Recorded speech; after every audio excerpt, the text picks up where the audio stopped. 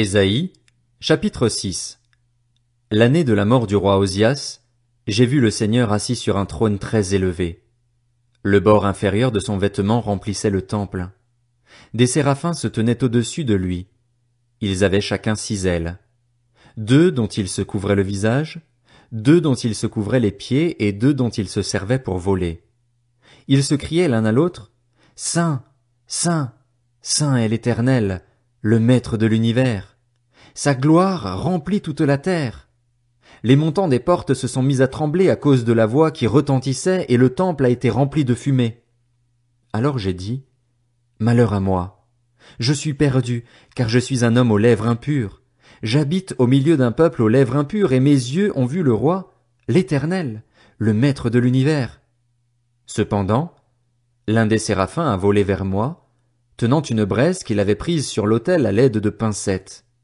Il a touché ma bouche avec elle et a dit, « Puisque ceci a touché tes lèvres, ta faute est enlevée et ton péché est expié. » J'ai entendu le Seigneur dire, « Qui vais-je envoyer et qui va marcher pour nous ?»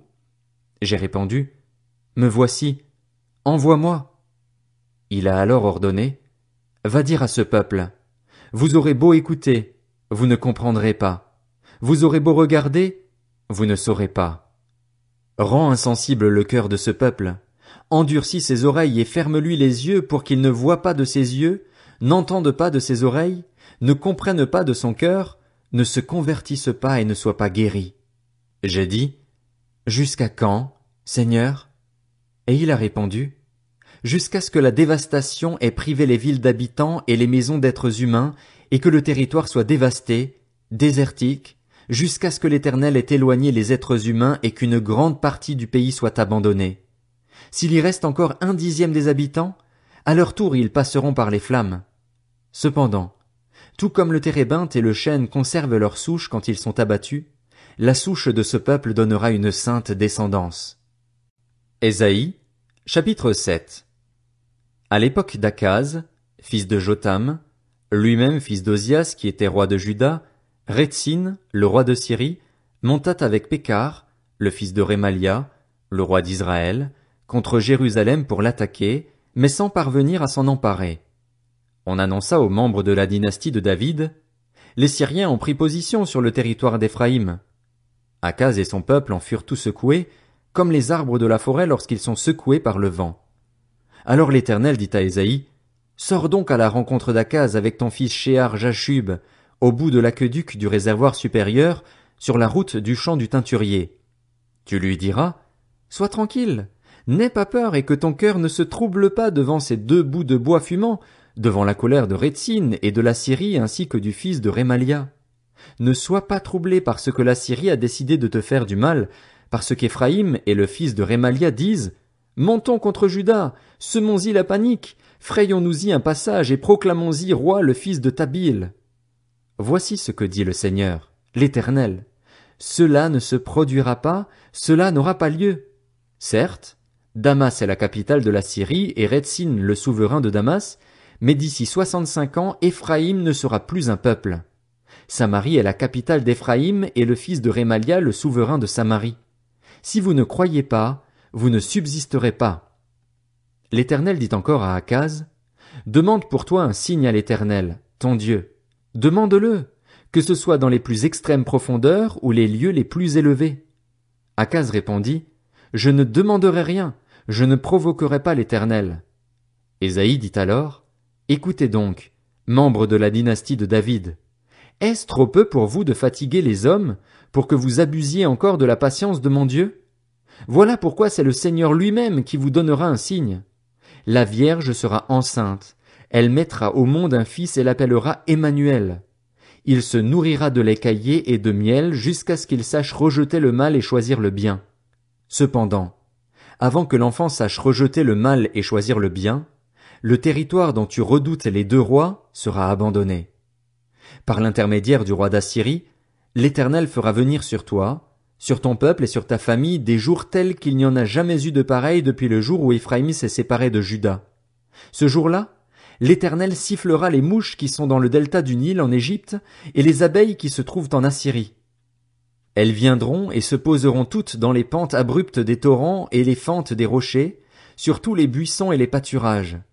Ce jour-là, à l'aide d'un rasoir loué de l'autre côté de l'Euphrate, à l'aide du roi d'Assyrie, le Seigneur rasera la tête et les poils des jambes, il coupera même la barbe. Il arrivera, ce jour-là, que chacun élevera une jeune vache et 2 brebis. Il y aura une telle abondance de lait qu'on se nourrira de lait caillé. Oui, c'est de lait caillé et de miel que se nourriront toutes les personnes restées dans le pays. Ce jour-là, tout endroit où il y aura 1000 ceps de vigne d'une valeur de 1000 pièces d'argent sera livré aux ronces et aux buissons épineux. On y viendra muni de flèches et d'un arc, car tout le pays ne sera que ronces et buissons épineux. Aucune des montagnes que l'on cultivait avec la bêche ne sera plus fréquentée, par crainte des ronces et des buissons épineux. On y lâchera le bœuf et le petit bétail foulera son sol. Ésaïe, chapitre 8. L'Éternel m'a dit, prends un grand cylindre et écris dessus, avec un burin ordinaire. À Maher, Shalal, Shash, Baz. Je veux prendre pour témoins 2 hommes dignes de confiance, le prêtre Uri et Zacharie, fils de Bérékia. Je me suis uni à la prophétesse. Elle est tombée enceinte et a mis au monde un fils. L'Éternel m'a dit, appelle-le Maher, Shalal, Shash, Baz. En effet, avant que l'enfant sache dire papa, maman, on apportera devant le roi d'Assyrie les richesses de Damas et le butin pris à Samarie. L'Éternel m'a encore parlé. Il a ajouté, puisque ce peuple a méprisé l'eau de Siloé qui coule doucement et a éprouvé de la joie en pensant à Rétzin et au fils de Rémalia, le Seigneur va faire monter contre eux les puissantes et grandes eaux de l'Euphrate, à savoir le roi d'Assyrie et toute sa puissance. Il grossira dans tous ses canaux et débordera sur toutes ses rives. Il pénétrera dans Juda, le submergera et l'inondera, et ce jusqu'à la hauteur du cou. Le déploiement de ses ailes remplira tout ton territoire. Emmanuel. Poussez des cris, peuple, mais vous serez brisés. Prêtez l'oreille, pays lointains. Préparez-vous au combat, mais vous serez brisés. Oui, préparez-vous au combat, mais vous serez brisés. Vous aurez beau prendre des décisions, elles seront sans effet. Vous aurez beau prononcer une parole, elle ne s'accomplira pas, car Dieu est avec nous. Oui, voici ce que m'a dit l'Éternel, avec toute la force de son autorité, pour m'avertir de ne pas suivre la voie qui était celle de ce peuple. N'appelez pas conspiration tout ce que ce peuple appelle conspiration. N'ayez d'eux aucune crainte et ne soyez pas troublés. C'est l'Éternel, le Maître de l'univers, que vous devez respecter comme saint, c'est lui que vous devez craindre et redouter. Il sera alors un sanctuaire, mais aussi une pierre qui fait obstacle, un rocher propre à faire trébucher pour les 2 communautés d'Israël, un filet et un piège pour les habitants de Jérusalem. Beaucoup parmi eux trébucheront. Ils tomberont et se briseront. Ils seront pris au piège et capturés. Garde ce témoignage à l'abri. Marque la loi d'un sceau parmi mes disciples. Je compte sur l'Éternel, même s'il se cache à la famille de Jacob. Je me confie en lui. Me voici, moi et les enfants que l'Éternel m'a donnés. Nous servons de signe et de présage en Israël de la part de l'Éternel, le Maître de l'univers, qui réside sur le mont Sion. Si l'on vous dit, consultez ceux qui invoquent les esprits et les spirites, ceux qui chuchotent et murmurent. Un peuple ne consultera-t-il pas ses dieux? Ne consultera-t-il pas les morts en faveur des vivants? Répondez, il faut revenir à la loi et au témoignage. Si l'on ne parle pas de cette manière, il n'y aura pas d'aurore pour ce peuple.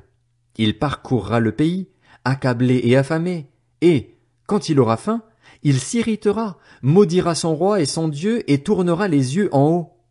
Puis il regardera vers la terre et il n'y verra que détresse, obscurité et sombres angoisses. Il sera repoussé dans d'épaisses ténèbres.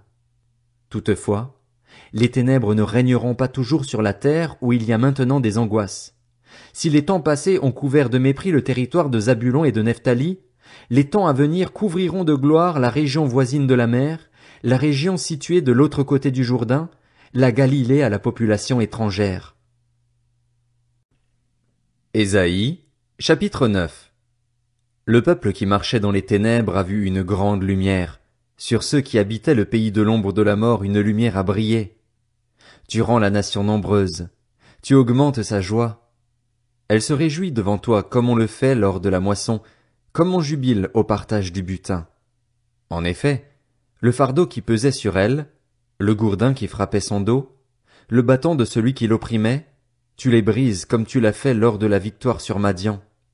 Oui, toute chaussure portée dans la bataille et tout habit roulé dans le sang seront livrés aux flammes pour être réduits en cendres. En effet, un enfant nous est né, un fils nous a été donné, et la souveraineté reposera sur son épaule.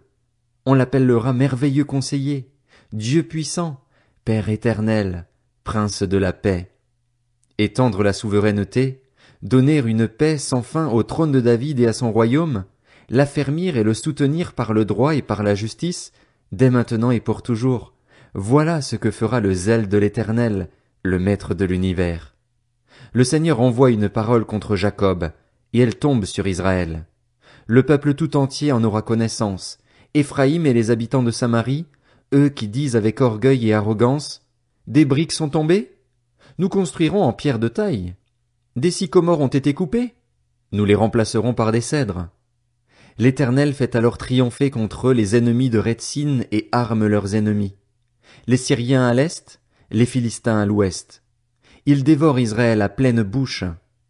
Mais malgré tout cela, sa colère ne se détourne pas et sa puissance est encore déployée. C'est que le peuple ne revient pas à celui qui le frappe et ne recherche pas l'Éternel, le Maître de l'univers.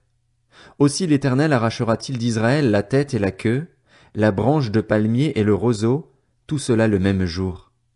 L'ancien et le magistrat, c'est la tête, et le prophète qui propage le mensonge, c'est la queue. Les conducteurs de ce peuple l'égarent et ceux qui se laissent conduire par eux se perdent.